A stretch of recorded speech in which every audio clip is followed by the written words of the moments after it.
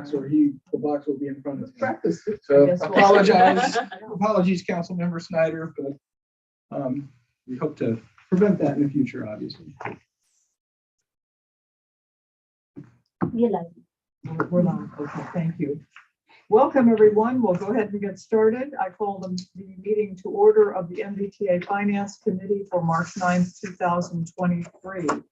First, we have approval of the minutes of February 9th, 2023. Do we have a motion to approve? So move, Madam Chair. All, any comments or questions? Okay. All in favor? Aye. Opposed? Abstained? Motion carries. Thank you. Moving on to number 3, which is Finance Team Activity Report. Mr. Longview. Thank you, Mayor. Rochelle.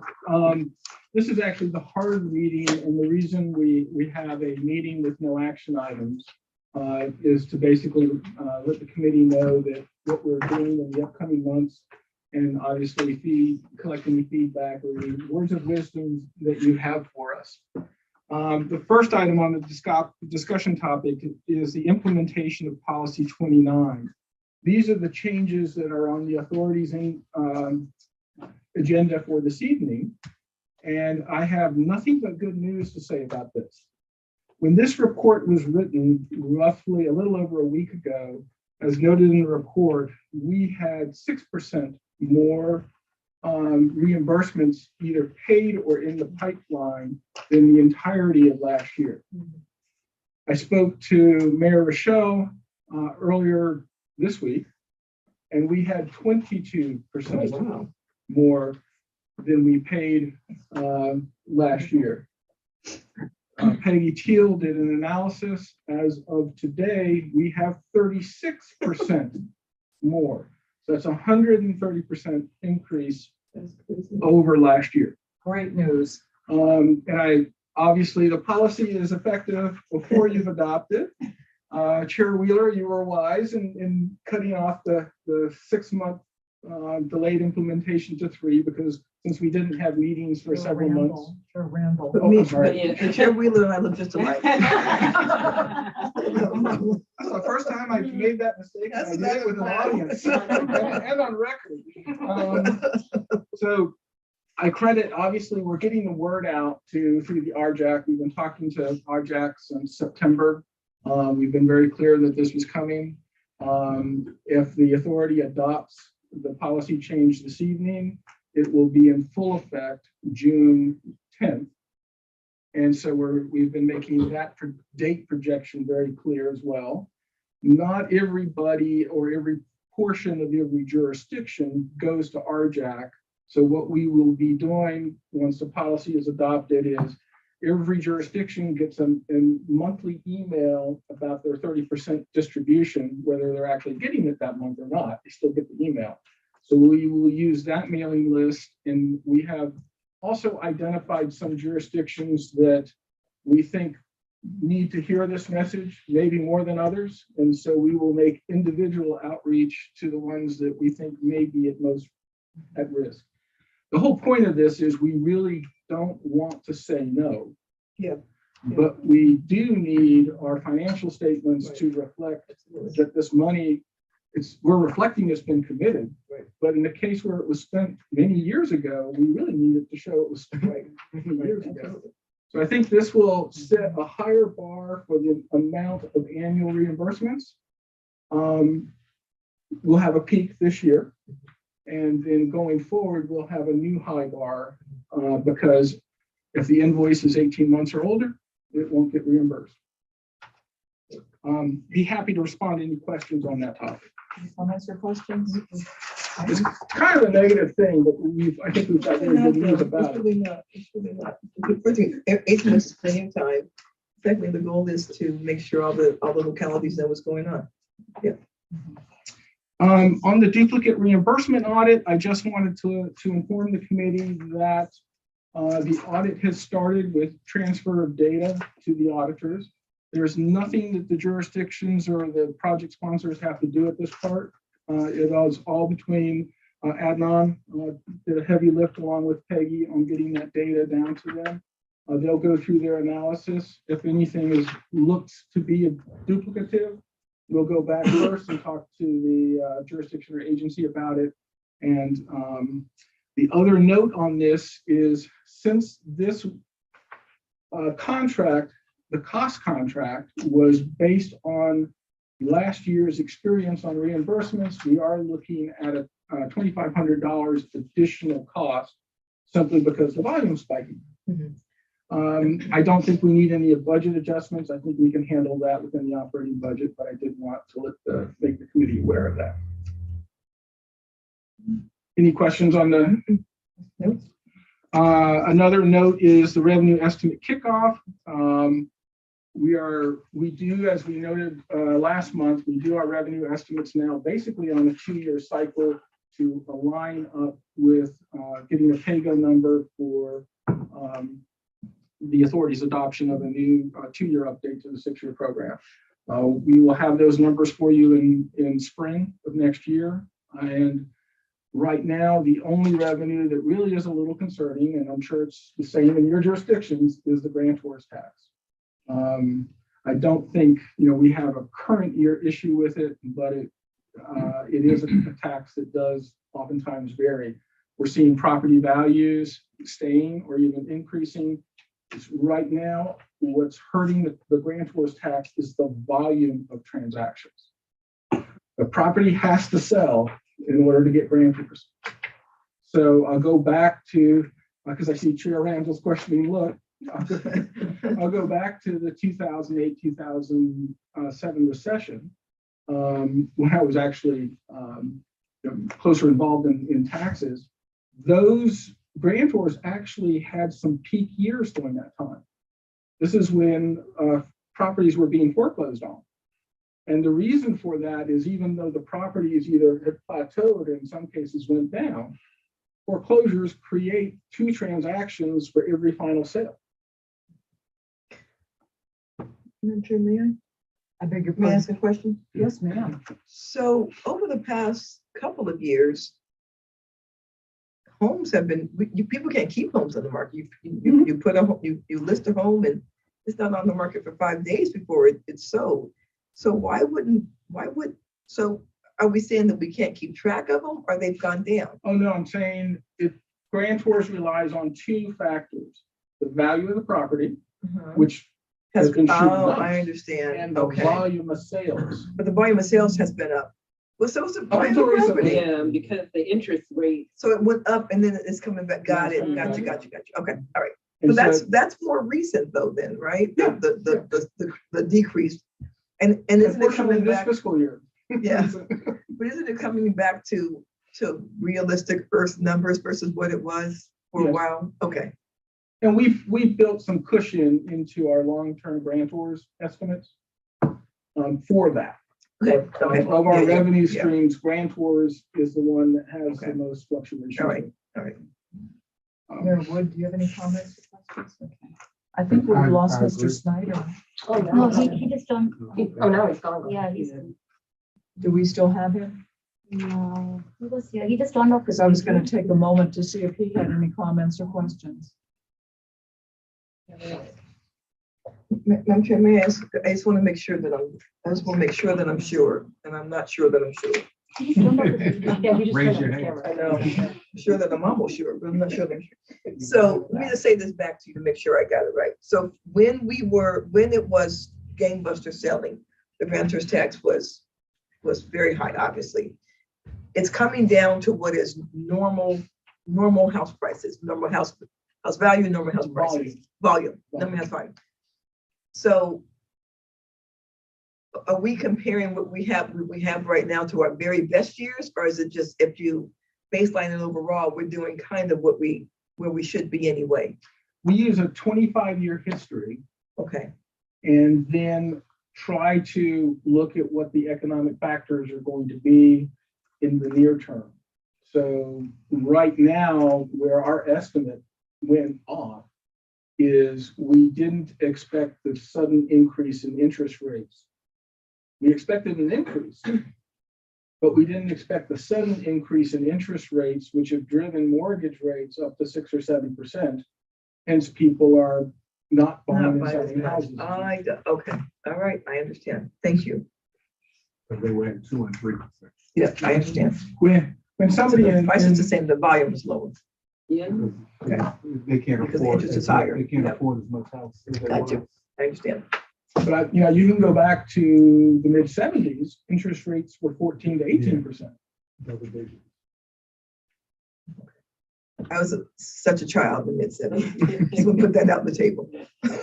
I have to admit, I do remember those interest rates, but not on a professional basis. I remember the dining room conversations with my parents. Turn off the lights. Get rid of the lights.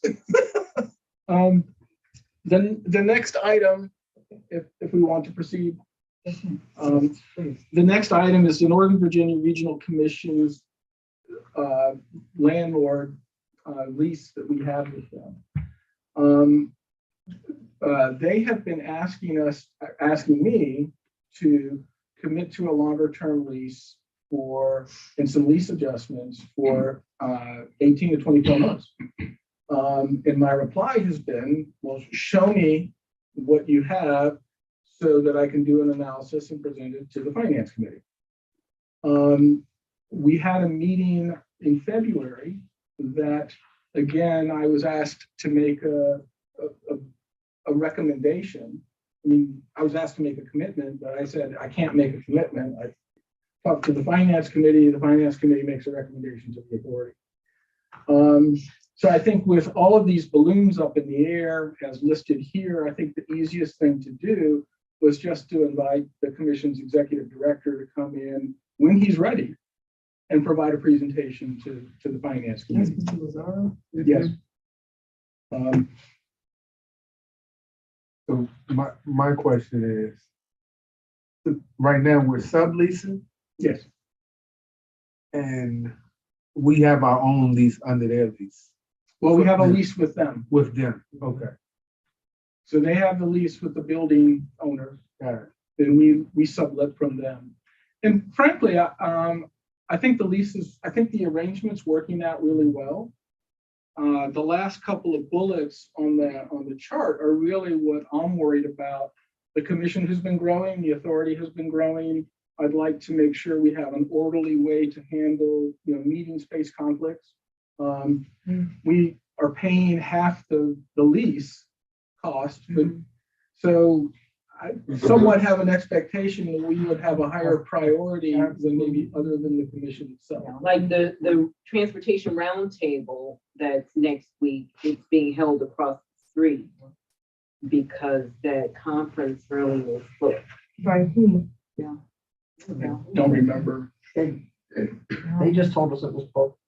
I'm sorry. I'm sure. So the lease we have right now is 12 months? Is it a 1-year lease? Or they're trying to, Well, several years ago, we went to a month-to-month basis. okay. Um, When they were having some financial issues, we went to a month-to-month basis. Well, we also, at that time, we discussed with them that the fact that every time we would add an employee and we would pick up an office space, we would pick up what's called core charge. That's hallways, bathrooms, elevator, tunnels, which is fair because that person is going to use that core space. But in addition to that, they were charging us an increased amount for the meeting space. But just because we have a new employee doesn't increase the number of meetings we have. Right. So we want something fair and equitable. Okay. But those escalations, we also corrected at the time, we were being charged for space that we physically could not access. That's a growth. So there was a good reset. At that point in time, we went to, actually, I think I said month to month, it was year to year. Yeah. We went to a year-to-year basis, simply because we didn't know what was going on. I completely get the commission wants a commitment of like 10 years because they would be signing a new 10-year lease. But now's the time, or actually 2 years ago was the time to renegotiate your lease rate. So we should renegotiate the lease rate. I think it's perfectly acceptable to anticipate that the Finance Committee will be expected to make a recommendation to the authority on 10 years. But before I can prepare a presentation for you, I need actual information. And Mr. Lozano says that he would like to have the lease done by May of this year, which the only thing I can do is open up the door and have them come in and do a presentation. That makes a lot of sense. I mean, I've said over and over, I cannot commit the authority to a lease. That only means on one more month to come see us, which is next week. April? Was it April? No, he wants the lease done by May. Oh, I just want to say that again out loud. So he'll be here. So do we need to formally invite him to a meeting? We've invited him to the April finance meeting. We invited him to the March one. But I just want to say he wants the lease done by May. We invited him to this is March. Yeah, that's good. Okay. I'm just saying. Told him when he's ready. Okay. He asked me to bring the issue to the committee in March, Okay. but I don't have anything. Okay. Detail. All right. My only real concern with the lease is how we manage the growth of both organizations. And there's lots of solutions out there. But we haven't talked it out. We haven't negotiated. Do we know what size his staff is? I don't off the top of my head. And it varies because they hire date certain people for date range specific grants. So it can jump back and forth. let's go for a moment to our remote person. Mr. Snyder, do you have any comments or questions? I don't, just that I think we need to start to deal with this issue. So I'm glad you've kicked off that consideration. Am I hearing things right? Yes. Yes. Okay, thank you, Mr. Snyder. Okay. Okay. So as you can see, we have the finance team has a busy agenda. We're going through this with you. The next item is investment portfolio certification. We can no longer say we have $1 billion or $1.5 billion portfolio. We now have a more than $1.5 billion portfolio. With that, I think comes, as Councilmember Snyder has indicated in past meetings, more of a level to make sure we're doing things the right way. So part of that is we want to submit our investment policy for international and national certifications. So we will be working through that process. To be upfront with you, I'm very confident in our investment policy because it kind of went from Prince William County to Arlington County and then came to the authority along with my career. So it has evolved over time and it has been through the certification process previously, but we are going to need to make some changes to the investment policy. I think the positive changes. And the one that I note in the staff report is overnight repurchase agreements. I will try to be brief and not make your eyes roll back into the back of your head, but an overnight repurchase agreement is a way for an entity the size of a county or a city to invest the check float in their checking accounts that sits there overnight. What? So you write a check for county or schools payables. I don't think any of us have enough float to. Well, for when I was in Prince William County, I hate to say closer to 30 years ago than 20. Yeah.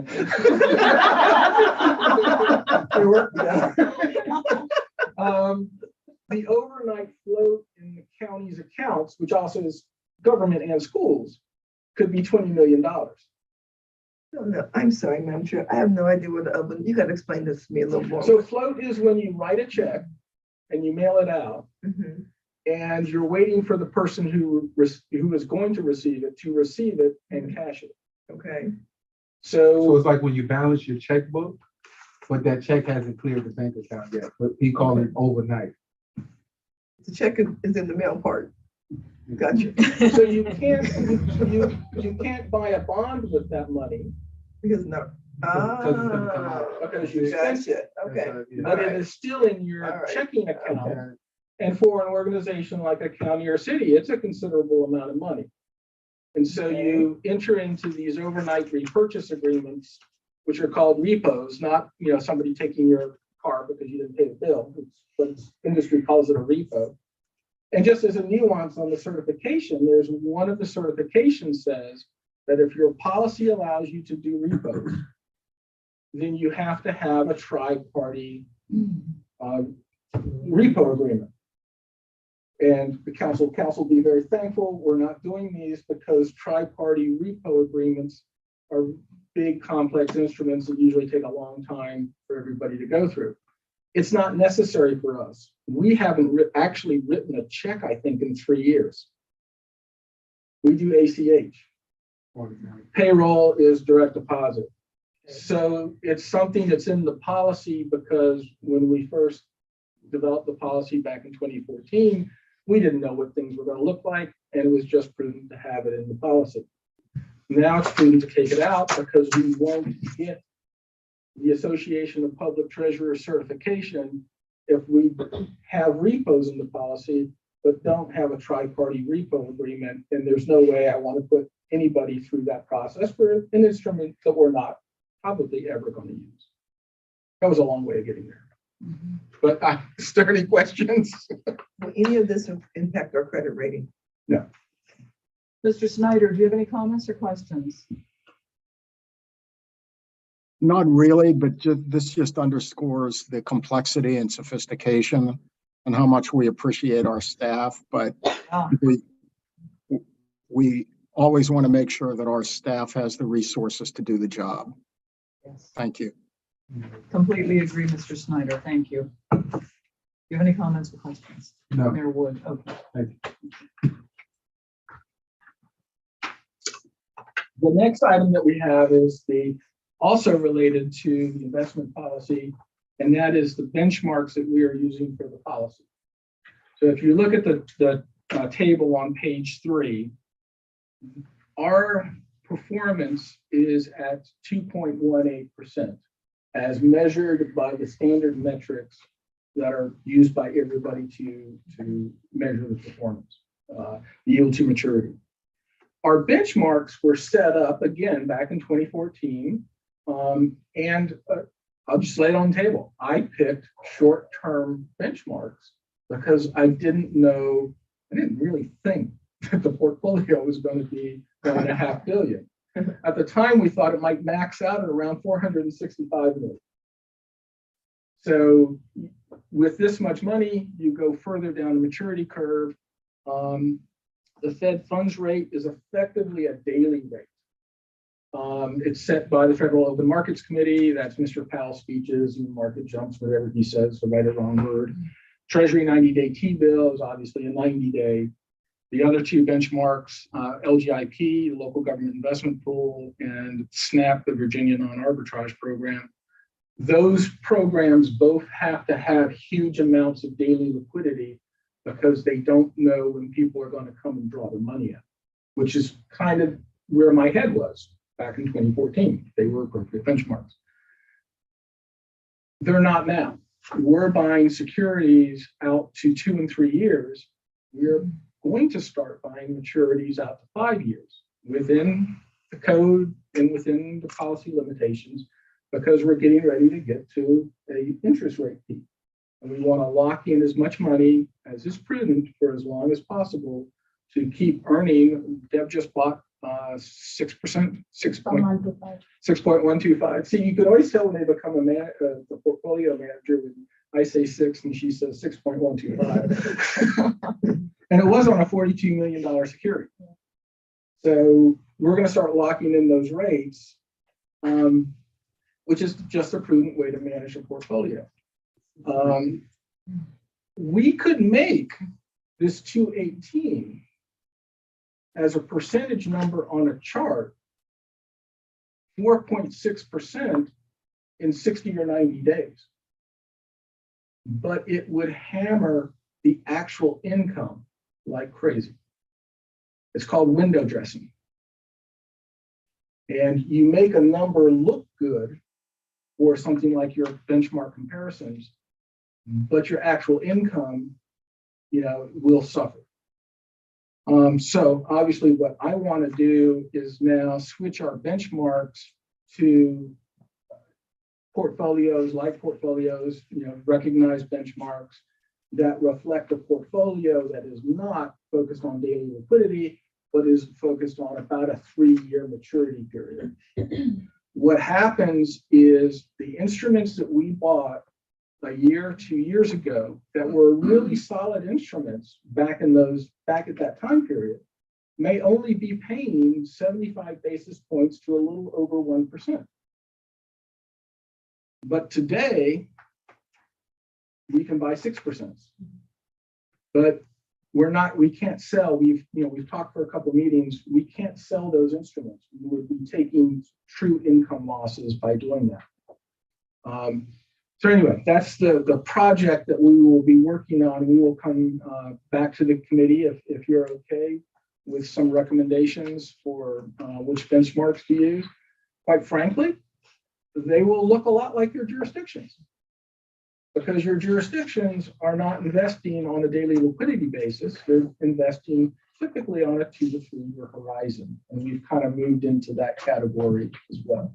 So I don't think when we come back, you're going to have too many surprises if you talk to your in-house experts. But we need to go through that process and come back to you with a well-researched proposal.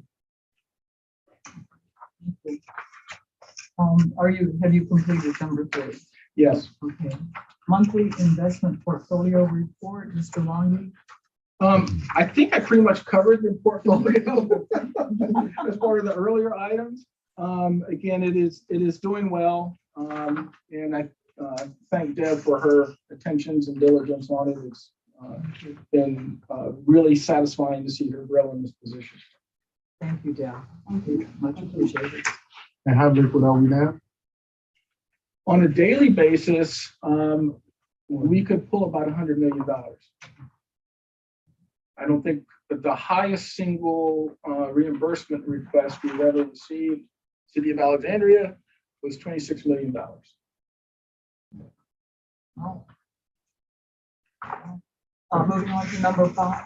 I'm sorry, did you raise your hand for a question? That flooding? Something to do with a bill they got from WMATA for constructing a new station. Monthly revenue report. I will move through this fairly quickly. We talked about grantors. The one thing I do want to note is the team constantly does these little analyses, and we kind of update them periodically. And we updated one that is the 30% portion of this revenue. And as you know, we started making these distributions in fiscal 2014. And we project that by December of fiscal 24, next fiscal year, those distributions will top $1 billion. Fantastic. So that's $1 billion that went into the region, through 23-14. And the neat thing with 30% money is, as long as a jurisdiction uses it for a public transportation purpose and fulfills their annual certification requirements, they can pretty much choose what they want to do with it. And I will say Mr. Longy has graciously agreed to let me make that announcement at the meeting this evening. Thank you, Mr. Longy. That is fantastic news. So as long as we use this for a public transportation project, I can use it however I want. Purpose, that's the key difference. Purpose. Just want to make sure I heard. Which project versus purpose are key different? Yeah, that's. So not a project, a purpose. Well, it could be a project, but sometimes you need staff to work on a project that you can also use. Operating expenses for transit. Okay. This is what we use ours for. In the beginning, we had become accustomed to submitting letters to the Council of Councils for approval. Is that still recommended? If there's something new, usually when we get inquiries, it's something that the council has already opined on. So we provide that response. But if it's something new and we don't feel comfortable, we Sure. go to the council. Understood. Thank And you. the jurisdictions are very good about asking ahead of time. Okay. So it's very much appreciated. Yeah. Okay. You want to proceed, Mr. Longi? Is it?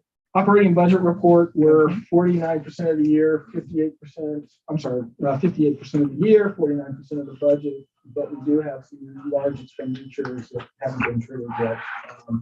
We don't see any issues with the operating budget. NVTA update, verbal report. Madam Chair, the only thing I would note is thanking the finance team for their diligent work. We are in a great financial standing. And again, this helps us advance our mission and fund these projects and keep the region moving. And I would second that comment. Thanks so much to staff for all the work that you do. Much appreciated. Is there any other business to come before the committee? Madam Chair, Yes, ma'am. I would, neither our General Assembly member nor the governor's appointee is on the Finance Committee. Mr. Lungi, with the approval of Madam Chair, I would ask that if they could be updated on what's going on, because when we have money that's sitting there, there may be some people in the General Assembly who's not clear how this money is amassed and the fact that it's often already entitled. And so it's important for our General Assembly members and the governor's appointee to know that.